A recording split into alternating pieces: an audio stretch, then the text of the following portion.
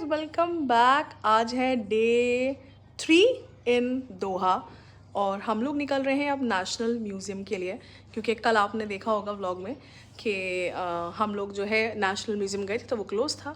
तो अब हम लोग जा रहे हैं नेशनल म्यूज़ियम और दिखाते हैं आपको भी। So let's go.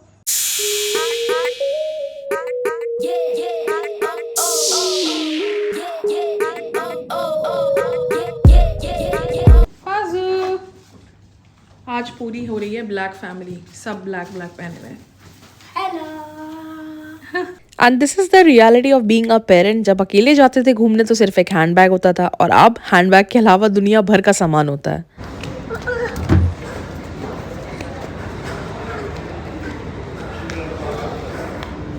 हाय शाजू।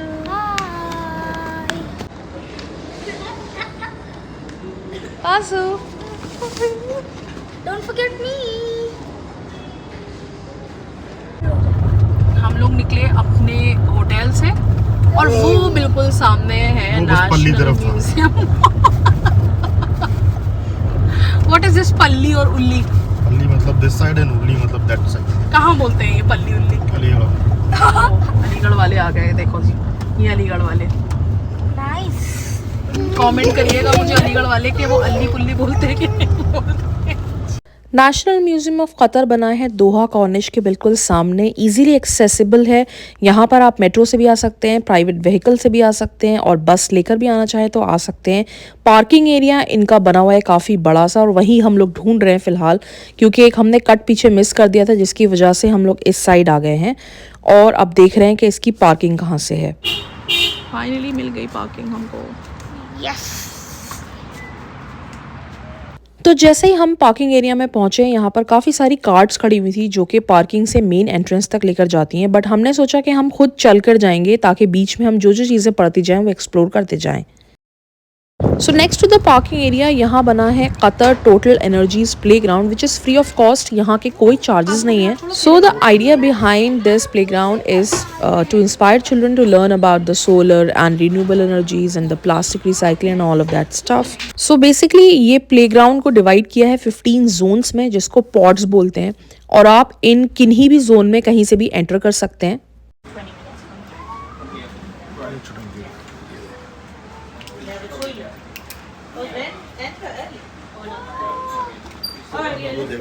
हाँ जाओ जाओ जाओ। शाजू उसको पकड़ो, वो आ रहा है शाज़ेन।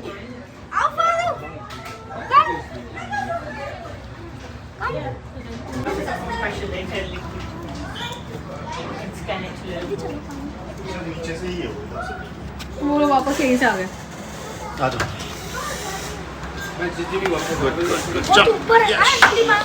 Come on, let's go. Now move.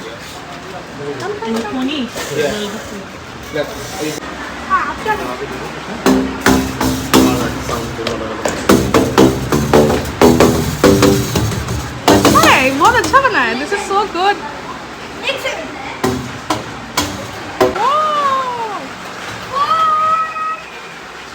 It's a fun and interactive place not only for the kids but also for adults, जहाँ पर सेल्फ एक्सप्लोर सेल्फ लर्न करने को काफ़ी कुछ मिलता है।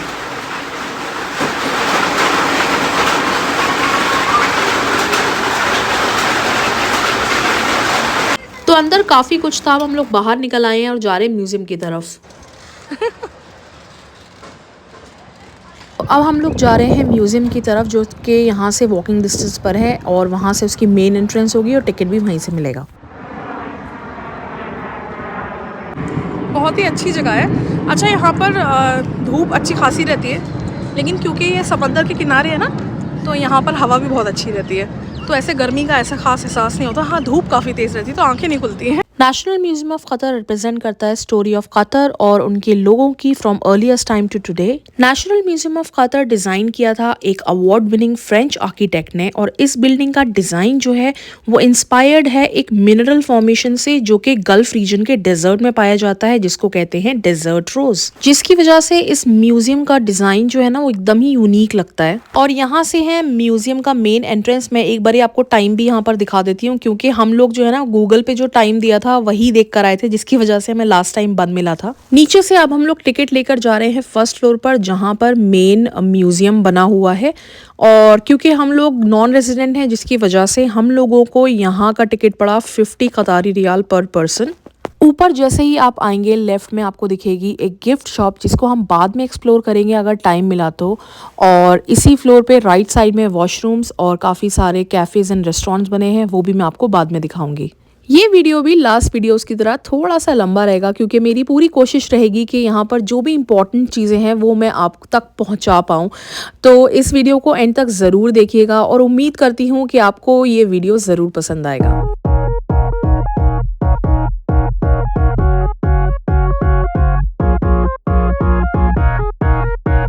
इस म्यूज़ियम के अंदर टोटल 11 गैलरीज बनी हैं, जहाँ पर हमको कतर का पूरा जर्नी देखने को मिलेगा, पुराने ज़माने से लेकर अभी तक कैसा रहा है। Please control the kids inside. It's not allowed to touch any items.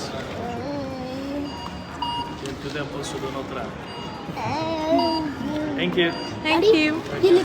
तो जो फर्स्ट गैलरी यहाँ पर पड़ती है वो है फॉर्मेशन ऑफ कतर गैलरी, जहाँ पर डिस्प्ले से ये पता चलता है कि कतर हज़ारों साल पहले किस तरीके से बना था, कैसे अरेबियन प्लेट्स बनी थी, कौन कौन सी जियोलॉजिकल फोर्सेस लगी थी जिसकी वजह से कतर का लैंडस्केप बन पाया।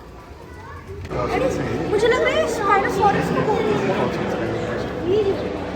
आपने मुझे एक फोसिल दिया था ना, सोरस है। बैकग्राउंड में ना इस तरीके से प्रोजेक्शन चलता रहता है, जहाँ पर लाइट एंड साउंड इफेक्ट दोनों रहता है। यहाँ देखे क्या डैडी, ये देखे मुझे यार। तो यहाँ पर ना हर एक स्ट्रक्चर, हर एक स्केलेटन को अच्छे से मार्क किया है और उसको अच्छे से एक्सप्लेन भी किया है कि कौन से साल में ये मिला है और कितना साल पुराना फॉसिल है।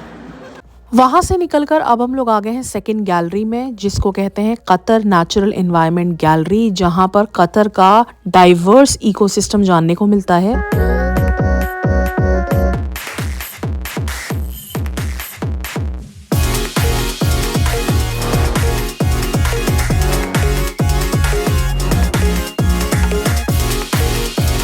इस गैलरी में कोस्टल मैनग्रोव से लेकर एरिड डिजर्ट एनिमल्स तक बहुत कुछ देखने को मिलता है। यहाँ पर सी एनिमल स्पीशीज़ हैं बहुत तरह की, इसी तरीके से काफ़ी सारे फ्लोरा एंड फौना एग्जिबिट्स हैं।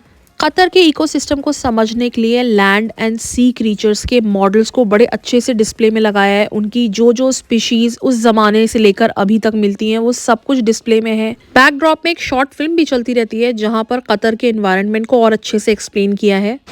तो पीछे सारा एक्वेटिक एनिमल्स के बारे में था, और यहाँ पर जो है वो वाले एनिमल्स हैं जो कि कतर के डेजर्ट एरिया में पाए जाते हैं, जैसे कि सैंड कैट है, फिर यहाँ पर डेजर्ट मॉनिटर है।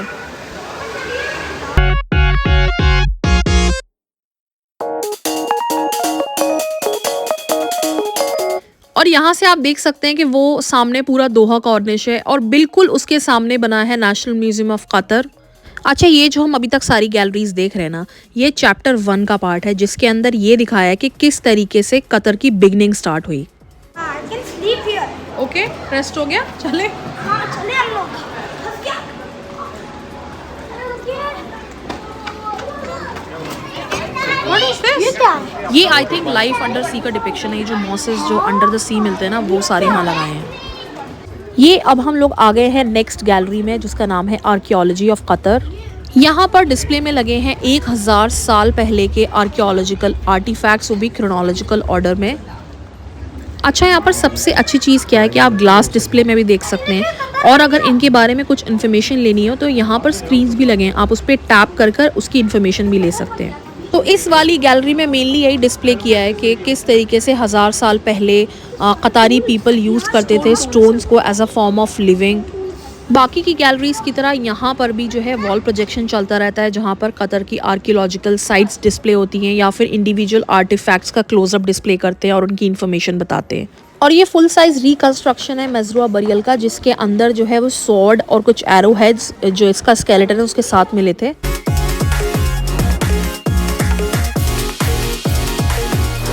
अब हम लोग आ गए हैं म्यूजियम के चैप्टर 2 में, which is life in Qatar.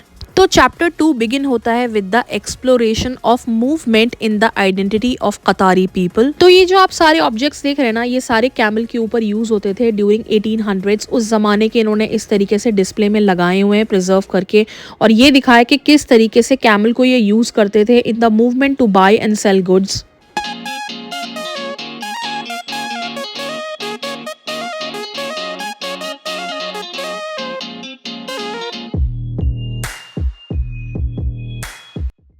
तो इस गैलरी में एक्चुअली दिखाया है लाइफ इन अलबर, मतलब डेजर्ट में किस तरीके से कतारी पीपल की लाइफ हुआ करती थी, कि किस तरीके से वो हार्श एनवायरनमेंट के चैलेंजेस फेस किया करते थे।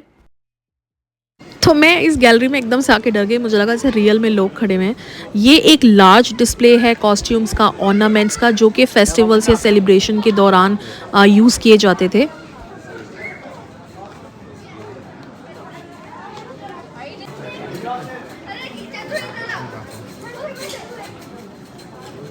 वैसे टू बी ऑनेस्ट मुझे म्यूज़ियम ज़्यादा पसंद नहीं है, बट ये वाला म्यूज़ियम मुझे बहुत अच्छा लगा, क्योंकि ये ऐसा म्यूज़ियम नहीं है कि आपको सिर्फ डिस्प्ले में जाकर देखना है, पढ़ना है, बोरिंग सा म्यूज़ियम नहीं है। यहाँ पर सेल्फ एक्सप्लोर करना है, एक्सपीरियंस करना है खुद उसको। तो शाजू को भी इस चीज़ में बड़ा ही मज़ा आ रहा है। साडू टेक्सटाइल गल्फ में बहुत ज़्यादा पॉपुलर है। तो यहाँ पर एक वॉल है जो कि डिस्प्ले करती है varieties of Sadu textiles and designs. तो इस गैलरी में ट्रांजिशन दिखाई देगा आपको फ्रॉम टेंट टू हाउसेस, पक्का हाउसेस। यहाँ पर इस तरीके से दिखाया कि कैसे फिर टेंट से लोग जो है वो घर बनाने लगे। तो इस तरीके से पूरा कतर का जो एक डेवलपमेंट होता आया है ना, वो पूरा इस नेशनल म्यूज़ियम ऑफ कतर में आपको देखने को मिलेगा।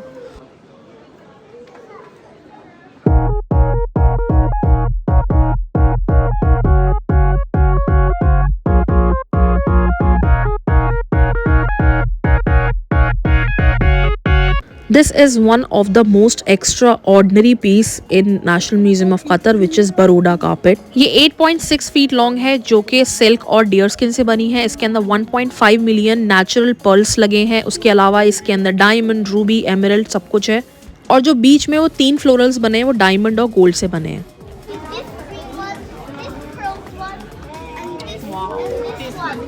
यार ये कितने ब्यूटीफुल टियाराज हैं।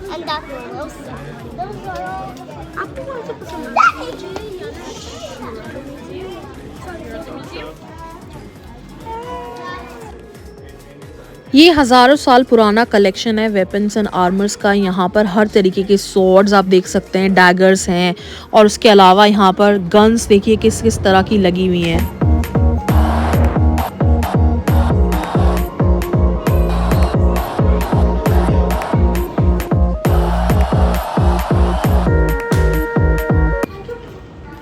As we all know Qatar में पर्ल बहुत ज़्यादा फेमस है। तो यहाँ पर डिस्प्ले में वैरायटीज़ ऑफ पर्ल्स लगे हुए हैं, जो कि उस ज़माने में पहले कभी पाए गए होंगे। तो यहाँ पर डिस्प्ले में उन्होंने अलग अलग तरह के पर्ल्स जो हैं वो लगा रखे हैं। अब हम लोग आगे हैं चैप्टर 3 में, which is modern history of Qatar. Qatari history में 2 टर्निंग पॉइंट्स थे। एक था collapse of the pearl industry, दूसरा था डिस्कवरी ऑफ ऑयल। बहुत सारे अप्स एंड डाउन्स के बाद में कतारी हिस्ट्री में ऑयल डिस्कवर हुआ था, जो कि मेजर सोर्स ऑफ इनकम बना था। ऑयल डिस्कवरी के बाद में कतारी हिस्ट्री में बहुत कुछ चेंज हुआ था, इंक्लूडिंग द लाइफस्टाइल। तब ये इन्वेंशन हुआ रेडियो, स्टैम्प्स, करेंसी और इन सब चीज़ों का। कोई आंसर नहीं कर रहा है डैडी, ब्रोकन हो गया। Number 5 6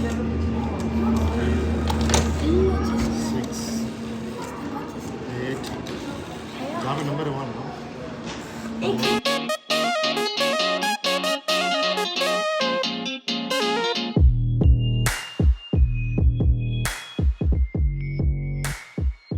life of the city. यहाँ पर पूरी वॉल बनी है, जहाँ पर आप किसी को भी क्लिक करेंगे तो आप वहाँ की इंफॉर्मेशन ले सकते हैं। कि जैसे कि मैं आपको दिखाती हूँ, जैसे कि मैंने ये क्लिक किया तो यहाँ पर कंस्ट्रक्शन, ये पिक्चर डिपिक्ट करता है कंस्ट्रक्शन इन दोहा 1970s। इसी तरीके से ये है cars loaded on to a dhow in Doha harbour 1975। तो इस तरीके से पूरी वॉल है ये कोई एक पुराना पैलेस हुआ होगा उस ज़माने में, जिसको इन्होंने रिफर्बिश करके नए तरीके से बनाया है। It looks so magical. सब यहाँ पर उसी तरीके से उन्होंने क्रिएट किया है, ये वुडन की ऐसे रूम्स बनाई है। धूप बहुत तेज़ है, आंखें नहीं खुल रही हैं।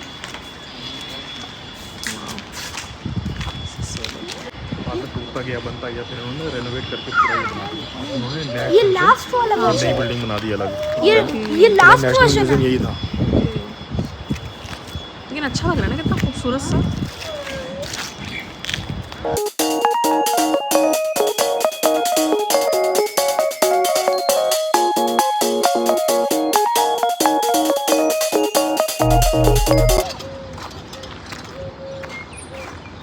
अरे वाह, गहरा है क्या? कितना? मैं डूब सकती हूँ कि नहीं?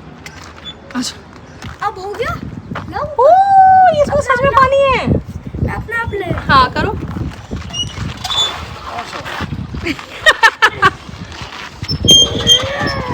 बहुत मेहनत का काम था भैया पानी भरना। पानी पिया ना, पीना भी है उनको ये पानी। पहले बॉईल करना है इसे। Later we came to know कि ये एक काफ़ी पुराना पैलेस है, एक फॉर्मर रूलर का, शेख अब्दुल्ला बिन जसीम का। वो अपनी फैमिलीज़ के साथ में यहाँ पर रहा करते थे। फिर काफ़ी साल पहले इस पैलेस को रेनोवेट करके इन्होंने बना दिया नेशनल म्यूज़ियम ऑफ कतर। 1975 में इस पैलेस को कन्वर्ट करके बनाया था नेशनल म्यूज़ियम, और 1980 में इस म्यूज़ियम के आर्किटेक्चर के लिए आगा खान अवार्ड भी मिला था। शाजू को बहुत मज़ा आ रहा है यहाँ पे। शाजू को बहुत मज़ा आया है ना? शाजू को राजन करिए। एंटरटेनिंग प्लेस लगी एकदम शाजू को, है ना शाज़ैन? पैलेस था इन्होंने दोनों साइड, इसी पैलेस को वो चेंज कर दिया नेशनल म्यूजियम में। अब मॉडर्न टाइम में इन्होंने नया दोनों साइड बना दिया नेशनल म्यूजियम एक्सटेंशन। बट अच्छा है।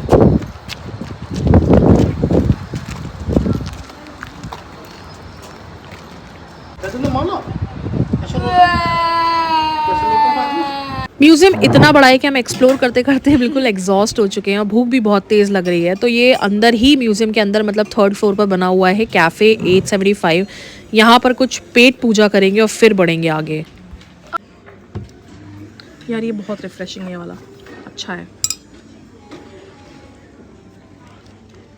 तो हमने यहाँ पर ऑर्डर की है एक smoothie, mango ginger strawberry smoothie है, और बहुत रिफ़्रेशिंग है। बहुत ज़्यादा ज़रूरत भी थी, इतनी गर्मी बाहर लग रही थी और चलते चलते थक भी गए थे हम लोग। और हमने उसके साथ में कुछ मफ़िन्स ऑर्डर किए हैं और डैनिश।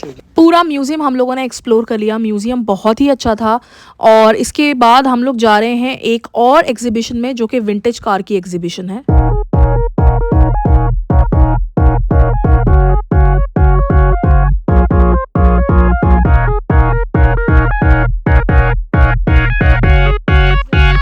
ये है वो स्मॉल एग्जीबिशन जो कि म्यूज़ियम के बिल्कुल सामने लगी हुई है। ये ग्राउंड फ्लोर पर ही है और उसके जस्ट सामने वहाँ से ना दोहा कॉर्निश भी दिखता है।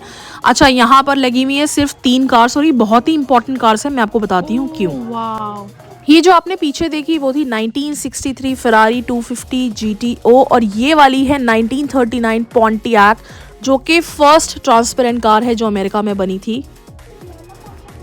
लाइफ में पहली बार मैंने ऐसी कार देखी है जिसके स्पेयर पार्ट्स, इंजन, सब कुछ बाहर से दिख रहा है।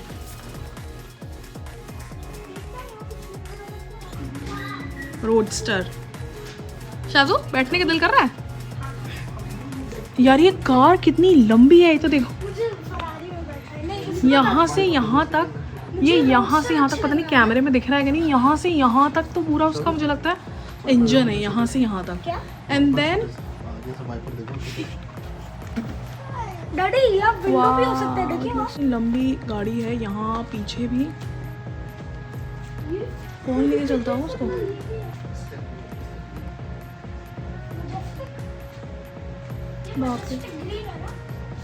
तो हमारा म्यूजियम विजिट हो गया पूरा। अब हम लोग जा रहे हैं बीच, कटरा जो भी बोलते हैं, उस बीच पर हम लोग जा रहे हैं। देखते हैं वहाँ क्या सीन है। बच्चे बहुत एक्साइटेड हैं दोनों जाने के लिए। लेट्स सी वहाँ क्या मिलता है अब।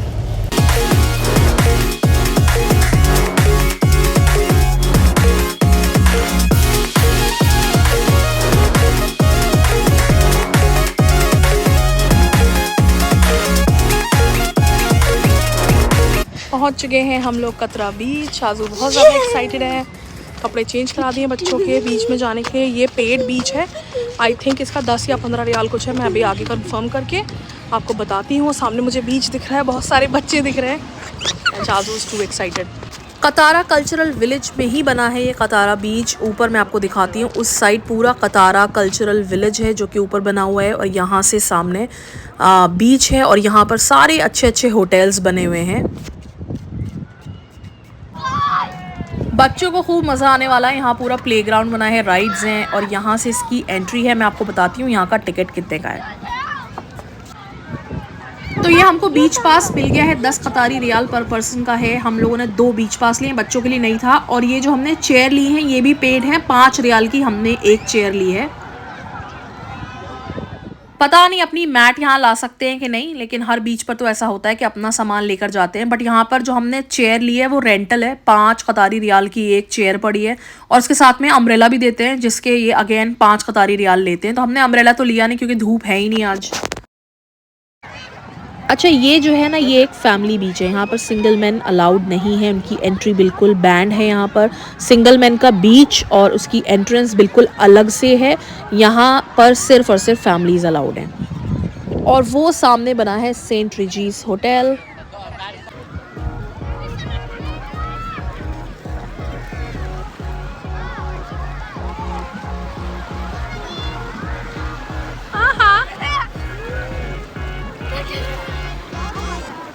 आज जो है बादल है काफ़ी घने, धूप बिल्कुल भी नहीं है। इस बीच पर आप देख सकते हैं कि बिल्कुल भी वेव्स नहीं है। नॉर्मली क्या होता है बीचेस पर कि अच्छी खासी लहरें रहती हैं, तो मुझे बच्चों को अंदर भेजते थोड़ा सा डर लगता है, सेफ़ नहीं लगता है। बट यहाँ पर काफ़ी सारी फैमिलीज़ जो है अंदर तक एकदम स्विम कर रही हैं। गहरा भी नहीं है ज़्यादा। यहाँ पर आपको मैं दिखाती हूँ, ये रोप पड़ी हुई है, तो यहाँ से आगे जो है वो स्विमिंग अलाउड नहीं है। इसके आगे आई थिंक सारी वो रहती है, बोट्स एंड ऑल। और ये पूरा एरिया आप देख सकते हैं, यहाँ सारे होटल्स बने हैं। सेंट रिजीस है, इंटरकॉन्टिनेंटल है।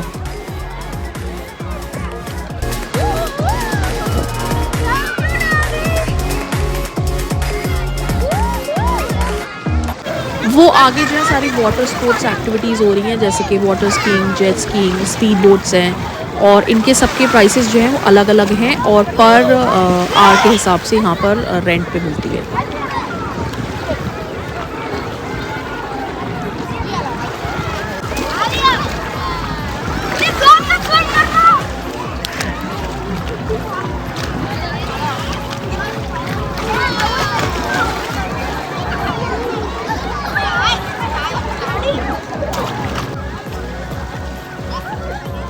पहले मैंने सोचा था कि अब यहाँ पर आएँ तो मैं एक बारी जेट स्कीइंग ज़रूर करूँगी। मैंने पहले भी अंडमान में की हुई है और बहुत ही डिफरेंट एक्सपीरियंस रहता है वो, लेकिन यहाँ पर बच्चों को इतना मज़ा आने लगा बीच पर ही कि फिर मैंने वो प्लान ड्रॉप कर दिया। और ये आप सामने देख सकते हैं, ये पूरा जो है कतारा बीच के आसपास में पर्ल सिटी करके कुछ बना हुआ है, वो आई थिंक कतारा टावर्स हैं, और ये लुसेल सिटी है।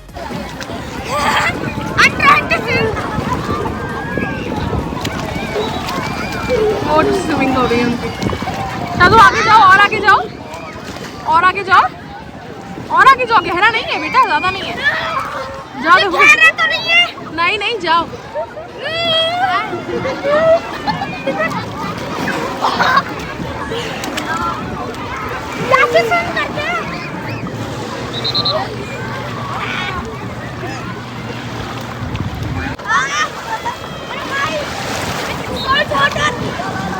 भारी हो गया, छोड़ दो, हाथ भारी हो गया।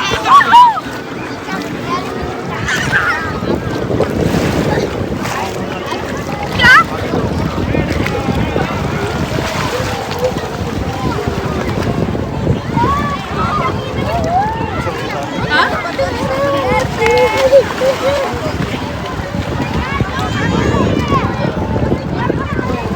एकदम neat and clean, family friendly और काफ़ी सेफ़ बीच है ये। जब मैं नेट पर सर्च कर रही थी तो काफ़ी सारे बीचेस शो हो रहे थे, लेकिन वो सारे ना दोहा से काफ़ी दूरी पर थे, जैसे 1 घंटे या 1.5 घंटे की दूरी पर थे। एक यही वाला बीच था जो मुझे कतर में नज़र आया। तो यहाँ पर आने के बाद में वाकई बहुत अच्छा एक्सपीरियंस रहा। बच्चों को तो मज़ा आया ही, हम लोग को भी काफ़ी अच्छा लगा।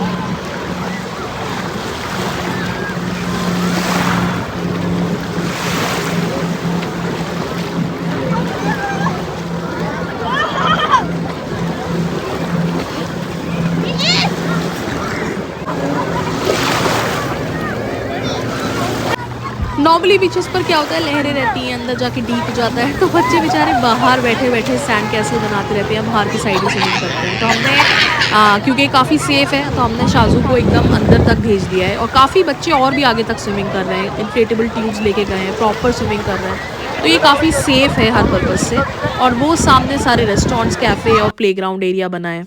घंटों स्विमिंग करने के बाद में फाइनली इनको बाहर खींच कर निकाला गया है। दोनों बिल्कुल आने को तैयार नहीं थे और बाहर आते ही यहाँ पर शाजू ने कुछ सैंड कैसल अपना बनाना शुरू करा। बच्चों के ही तो मज़े होते हैं बीच पर आते हैं तो।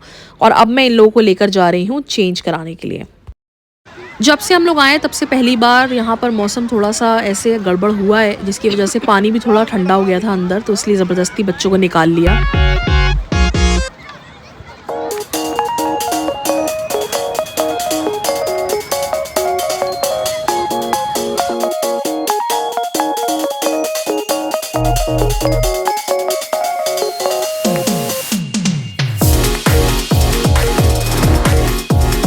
बच्चों को प्लेग्राउंड दिख जाए और वो जाए नहीं, ऐसा तो बिल्कुल भी हो नहीं सकता। तो यहाँ पर शाजू ने इंसिस्ट किया थोड़ा सा टाइम प्लेग्राउंड में भी स्पेंड करना है, और वाकई काफ़ी अच्छा बनाया, अच्छी सी राइड्स हैं यहाँ पर। और ये है बीच का नज़ारा।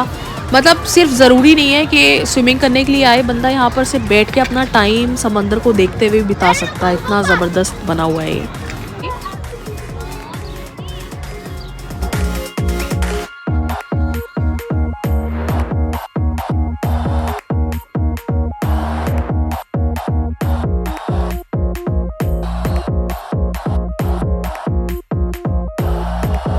यहाँ पर खाने पीने की ऐसी स्टॉल्स भी लगी हैं, लेकिन यहाँ पर प्रॉपर रेस्टोरेंट्स, कैफ़ेज़ भी हैं, लेकिन वो इतने ज़्यादा फुल थे कि वहाँ जाने की हिम्मत तो नहीं हुई। तो यहाँ से सोचा पोटैटो ट्विस्टर ले लेते हैं। और ये जो ऊपर रास्ता जा रहा है वो कतारा कल्चरल विलेज के लिए जा रहा है। और यहाँ पर ये सारी लाइन से आप देखेंगे रेस्टोरेंट्स, कैफ़े सब बने हुए हैं।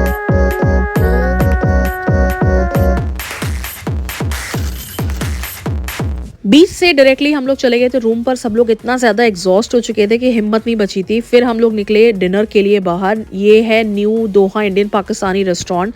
क्योंकि हमने दिन भर से प्रॉपर मतलब खाना नहीं खाया था, तो ये हुआ कि डिनर पे तो प्रॉपर खाना खाते हैं। तो ये हमने नेट पर सर्च किया तो ये बिल्कुल होटल के पास में दिखा रहा था रेस्टोरेंट, और ये बहुत ही अच्छा रेस्टोरेंट था। मतलब ज़्यादा बड़ा नहीं था, लेकिन इनका फूड क्वालिटी बहुत ही अच्छी थी।